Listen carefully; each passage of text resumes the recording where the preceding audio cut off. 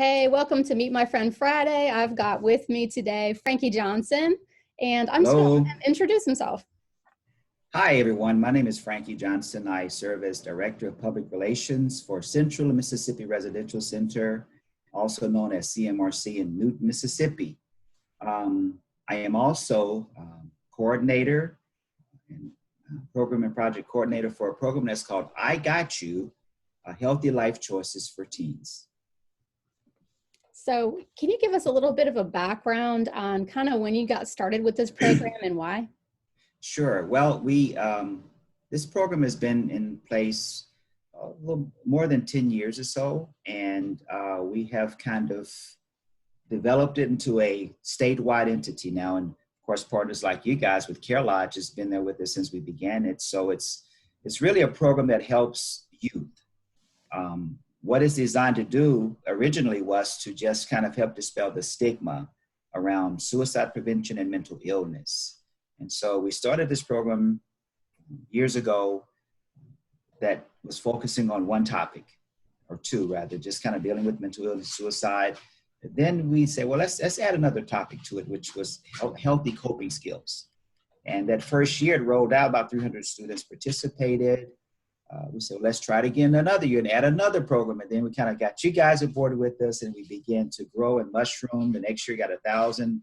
And so year to date, we see probably between 4,000 or 5,000 youth a year. We focus specifically on 8th graders, basically, or 7th, but 8th graders, because that's transition years for the youth. And so the program is designed to help them to develop skills, healthy coping skills, such as with Care Lodge, healthy and unhealthy relationships or dating violence.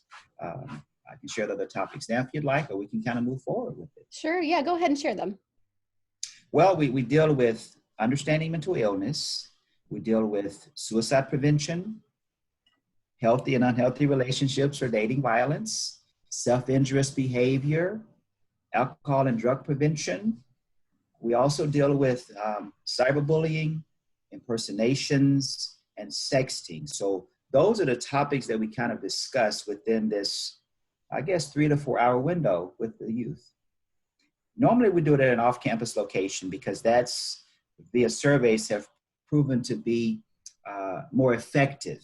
Why? Well, because the kids they're not in a setting where they're at a gym, it's at a school, we had another assembly program. Oh no, here we go again. But when they go off campus, it's a different atmosphere. And we do it in such a way that we engage the youth. We don't just be talking heads talking to the kids. We kind of have them engaged. We do fun things, we have interaction with them. So that's kind of the shortened version of what we do with it. And being a community partner with I Got You, I know that you preface the whole entire assembly or event with, this is about you. Yes. Like you have this whole spiel that you do after we have that opening with the music and all that fun thing. Right. Something that we do. But can you talk about that part where you kind of reel the youth in by saying this is about you? Yes. Well, first of all, we have to get on that level because we don't want them to feel that we are a talking head talking down at these young adults, because they're young adults. So we help them to see that it's okay to enjoy and have fun in life, but we also help them to see that there are times to be serious. And that's when we kind of reach out and grab them and say, okay, now, today is about you. It's about helping you to see the importance of making these healthy life choices. And then we begin to kind of roll out the specific topics. So it's not about the teachers that are there, which we appreciate them, but it's about helping those young people to see that that day is for them. And so after we've gotten all the fun stuff over with to begin with, then we kind of get down to the reason why we're there. So that's when I help them to see that, hey, we're here to help you now. So let's talk. Let's have some conversation. Let's get you engaged with us. So that's kind of how we began, and it kind of rolls out from there. And so again, partners like yourself and other agencies help us to be able to do that, to get on their level. So if you've never been to an I Got You assembly before, you have not been able to witness some of the magic that happens behind the scenes. Yeah. There are some times that the youth or even the adults, the chaperones or teachers that are there, their heart is touched in a certain way. Can you recall maybe an example of a time where you've seen where the material has really impacted someone and how the I Got You staff kind of come aboard and support that person? Yes, you know, there are opportunities during this program that we have to do some on-hand intervention, simply because the topics are so engaging. The topics are so much of a necessity in this day and age. You know, we've had occasions where we would have kids lined up to say, can I talk to you all? Can we talk with you all? Even during the presentation, we've had youth that they would just be able to express themselves, whereas to normally they wouldn't, because we've now began to help them to see that, hey, it's okay to talk about these things. And it's okay to be a friend for a friend. You know, it's okay for them to say, hey, I'm here for you. So when they get that feeling, they're able to now say, I'm comfortable now and I can talk with you. I can remember several occasions that some of the youth would, afterwards, maybe I see them around town and they see them in a grocery store or Walmart or what have you, not plugging for Walmart now. They would say to their parents, that's Mr. Frankie. And I says, yeah, that's Mr. Frankie. They said, Mr. Frankie, this is my mom. And I just want to say thank you for what all you do to help me, because now I'm comfortable talking about these things. I'm comfortable talking about healthy relationships. I'm comfortable talking about it's okay to get help when you have a mental health issue. It's okay to talk about suicidal thoughts and ideations. So that's just, there's many stories. We used to take surveys up, and those surveys would allow us to let the youth write what they felt, how they felt about it, because we are now considered an evidence-based program. We were promised practice at one time. Now we're one of those rare entities in the state that is considered or categorized as evidence-based program. So those surveys, those comments, and I keep them near and dear to my heart right now in a place at work that's a special location for these comments. So we have helped to save the life of so many youth. We've gotten phone calls, I've gotten emails, I've gotten cards from both the students and the teachers saying a simple thank you. Thank you for helping our dear youth. And again, it's not all me, it's partners like Care Lodge that helps to enhance and add to our program. So part of the I Got You assembly talks about being a support system. You said being a friend for a friend. Yes. So when youth leave this assembly, they are equipped with different ways and examples of how to approach somebody that they think might be dealing with mental health or a relationship that's not healthy, or problems with alcohol or drugs, or maybe there's something going on in their home. Can you give us a couple examples of what that could look like, or examples you give the youth when they attend? Well, we have a little catchphrase that we use pretty regular in pretty much each of the presentations. We use the acronym ACT. We tell the kids to A stands for acknowledge that there's a problem. They have to identify that something's going on. And during this program, we provide them with warning signs or indicators or invitations to recognize that that friend that we've said to be a friend for is having some of these invitations or these indicators or these warning signs. So they acknowledge that there's a problem. We tell them that you have to care. Let your friend know that you care, because as we're doing these presentations, we can look into the audience, and you can attest to this. We can see that one over there that's saying, wow, thank you. Oh yes, that's me. Or they can look over at another friend. We okay now? So we let them know that it's okay to show that you care. But above all of that, you know, these are still teens. They're still youth. They can't deal with it by themselves. So we tell them the T part of the acronym ACT, and that T is to tell a trusted adult. We have them to see that if you don't tell others, it's not going to stop. Tell those that you trust. So we say ACT, acknowledge that there's a problem, let them know that you care, and tell someone that you can trust that can help you through that process. And that's one of the many things that we do. And of course, we have contact information. We've 741-741. That's one of the main things that we say that can give them a way out to talk or to text someone that can help them through their particular challenge or trial that they're facing. Yeah. I love how you said the tell a trusted adult. Yes. Because a lot of times we live in a broken world, and not every adult can be trusted. And even those who, I know I grew up with stranger danger, don't talk to strangers, keep things in your family, don't talk about it, right? You keep it a secret. But I mean, what if the stuff that you're talking about at these assemblies is actually something that's happening within my family? Yeah. What if it's my mom or my dad that has the alcohol or drug problem? What if it's my brother or sister that's in a abusive relationship, you know? And so you're actually not only equipping them to handle friendships and giving directions on how to feel confident and encouraged to approach that person in a kind way, but also bringing that back home and saying, oh my gosh, this is exactly what we had that assembly about, you know? And you said something too about being able to look out in the audience and make eye contact with the children and just be able to know that you have made that connection. There could be a room full of 200 or 300 youth. More. And you know you've made that one difference. And in our debriefs with the staff, I know we have said that if that was just that one person today, that's why we were here. Yeah.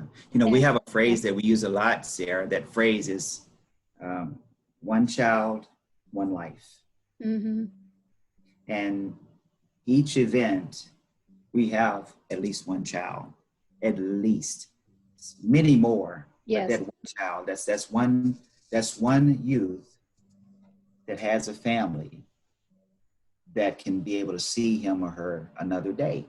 Because we've helped them to kind of develop those skill sets to be able to cope with these challenges in life, because it's a different world, especially with this day and age, with this pandemic happening. Yes. You know, it's going to be a different world even farther into the future. And so as we roll this program out, we partner with different agencies. As we have Care Lodge, we have the Mississippi Attorney General's Office is one of our partners. Of course, where I work with there, and then we have some other entities that help with alcohol and drug prevention. We just have a gamut of things, and we focus specifically on school districts. And so I don't have the exact number of counties that we've been in, because it's so many. Yeah, there's a lot. It's a lot of in-state travel, and as we move forward, and before we finish, we're going to provide information if there's entities that like for us to present to them. We'd love to do that after all of this is over with, of course. But then again, we may have to do some other alternative methods to be able to help these kids. And so we're considering making some adjustments, but it's just about helping your children, these youth, because they're the future. And if we don't help them now, in addition to what they're dealing with now, it's going to be difficult for them to deal with these problems and challenges that they're facing moving forward.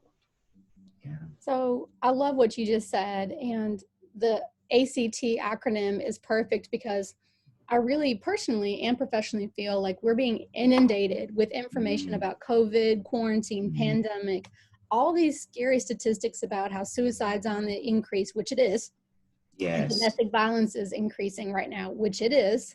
Yeah. But how can somebody take care of themselves no matter what situation they're in, or if they're in quarantine or not? Are there just some simple things somebody can do to make sure that they're taking care of themselves mentally, physically? Yeah. There are a number of things that one can do.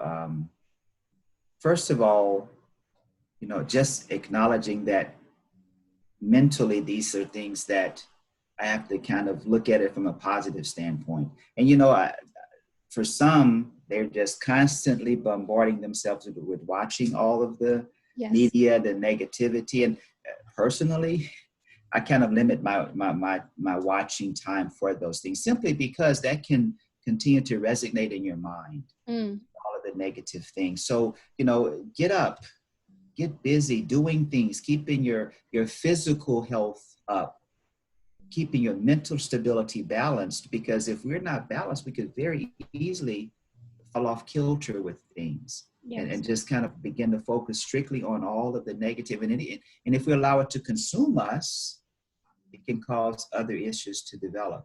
And especially with you, see, young people, they need to do things. They have energy. They want to expand that energy. So get out within safe, accordance with the regulations of the government, out in your yard, do things around the house, do projects, keep your mind focused, not on just the current atmosphere of what we see happening every day in the news, but focus on I'm sorry, my earpiece dropped, sorry. It's okay. That was a blooper, everyone. But just, getting out and doing things, reading, finding other avenues to do with family, communication. And, many have religious thoughts that we want to focus on to help us to cope with these challenges. So there are many avenues that we could do other than just focusing on the negative things, being balanced, allowing our mind to take a break from that and focus on something else, getting out as a family, coming up with projects at home, and these youth, they have to do something. So that's just a few little thoughts. There are many others, but those are a few things I'd like to share with everyone. I think those are great. And I know my own kids, I've got one that's in elementary school and one that's in high school. So there's a gap there and they're stuck at home a lot together. So they play a lot. They don't fight much, do they? Oh, do they fight a lot? Oh my goodness. There you go. It's the up and down thing with them. They're brothers, but they get along and then they don't. But I tell them too, as a parent, you have to balance your day out. If you're going to play video games, you also need to be outside. And, they're doing things like creating their own music and their little rap things and stuff like that. So I just applaud them. I mean, are they the next big hit? I don't know. But if you never know. If I don't hold them where they're bent, they will never know. And then when they make it, we'll say, we knew them when. Sure do.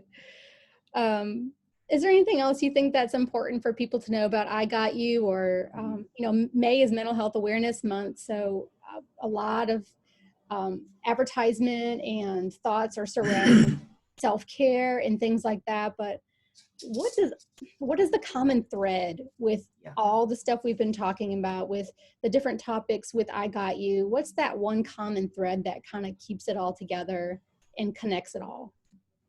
Well, I think one of the common threads is that each of the topics provides for these youth a healthy way to cope with those challenges. And I think one of the main things that has to happen is that, first of all, we have to gain access to the kids. So if we are not able to gain access to the youth, which we haven't at this point had an issue with that for the most part, if we don't have an opportunity to talk with them, we can't help them, because this program is designed, first of all, I want to mention this, I work for the state with the Department of Mental Health. At this point in time, we come to do these things for free. And that's a plus. Because the only expense that the schools incur is getting their kids to an off-campus location. So that within itself is a huge weight off the school's back. But we have to, first of all, gain access. So if anyone's interested in participating in this program, it's no charge. And we provide for them little goodies or happies, I guess you could say. We also provide for them resource cards and contact information. But the common thread is that we are able to help them, because that's the name of the program. The entire name is called I Got You Healthy Life Choices for Teens, because they have a choice. They can choose to go in the wrong path, or they can choose to do right. We try to help them to do right. We try to help them to see that it's okay to talk about these things, that it's okay to be able to remember ACT, acknowledge, care, tell, that it's okay to be a friend for a friend. It's okay to talk about these things. It's okay to see a counselor too. It's okay to get the help that you need. Yes. Because if you don't get the help that you need or that they need, well, it's not going to be to their benefit. And this program, because sometimes, you know, we when we go to schools and they say, well, we don't like to talk about this particular topic. Well, why? Well, because they begin to do it. No, that's not the challenge. That means when they start to when we do these with them, now it's being able to allow them the freedom to talk about it. And they're able to openly express themselves, whereas in the past they wouldn't. So it's not that it increases them, their opportunities to do these or have these issues with these topics. They're now more comfortable to talk about them to a trusted adult, which is the T in ACT. So those are just a few common things that kind of weaves it all together. Again, Care Lodge, you guys have been instrumental in helping us to keep maintaining this program, because I call you and you say, I say, I have a presentation over here for 3 days or 2 days. You ready? We're ready. Come on, let's go. So, partnerships like with Care Lodge really helps to be able, because here it is now in this day and age, people are home, domestic violence is on the increase. So, you know, as we educate these young people to be able to recognize that that's not the solution to these problems, they grow up with that mentality about not having those way of coping and dealing with pressure and problems by domestic violence or taking their life. So, you know, we can go on and on talking about these things, Sarah, but this is just a little snippet of what we do with the kids. It's I Got You Healthy Life Choices for Teens. It's a state program. It's an evidence-based program, and partners like you guys help us to continue on into our, I think it's what, the 13th year, I believe it is. I think so. I was trying to count back, and it was around between 13 and 15 years, I think. Yes, it's been that long. And so we traveled, we probably in a good portion of the state of Mississippi. There are some that we haven't gotten into yet, but anyhow, and I'll provide the information for contacting me whenever you're ready for that. And we'll have that in the show notes as well. So if you need to click on a link or something later, you can watch this and look at the show notes and click or call. The phone numbers will be made available. Just really quick though, something hit me when you were saying, when you talked to the schools about their hesitancy of having an assembly come out that talks about such sensitive topics. This isn't a comprehensive sex education program. This is a program about awareness of things that are already happening and equipping the youth of how to handle them in appropriate ways and encouraging them to make healthy life choices. I mean, that's in the title itself. But I just wanted to slide that in there because I think that's what a lot of teachers may think when they hear some of the topics like sexting. They automatically go to comprehensive sex education. And there's a difference. Sexting is illegal for youth in the state of Mississippi. You can go to jail for that. And that's something that you really hone in on. And you bring up the Attorney General's office, and you actually have the state law that you share with the kids about, hey, if you receive this or you send it, you can get in trouble for this. And I know I've done anonymous polling when I go out and talk about healthy relationships. And the kids can use clickers or cell phones, and I'll ask the question, how many sext messages have you heard of people sending? Or how many people do you know that have sent or received one? And the majority of the time, and I'm not exaggerating, they will indicate my last response, which is more people than I can count. Wow. Very few say between 5 and 10 or only 1 or none. Very, very few. The majority of them say more people than I can count. And that's across the board in all schools that I go in. So that is an indicator that that is a very serious thing that happens. Even though it's illegal and they can go to jail, they feel like it won't happen to them. Yeah, you know, and I want to kind of another caveat to that is that, you know, this is a prevention program. On each of these topics, we only spend about 25 to 30 minutes. We don't spend an exorbitant amount of time because it's not designed for that. It's a prevention program. That's what it's designed to help to prevent these issues from escalating. Mm-hmm. to move forward. So it's a prevention program, and you know, sexting, cyberbullying, alcohol and drug prevention, self-injurious behavior, suicide prevention, healthy and unhealthy relationships. All of these kind of or can funnel back to the main focus of this, which is one of the main focuses is suicide prevention. See, because Absolutely. unfortunately, these things can kind of funnel right back into that.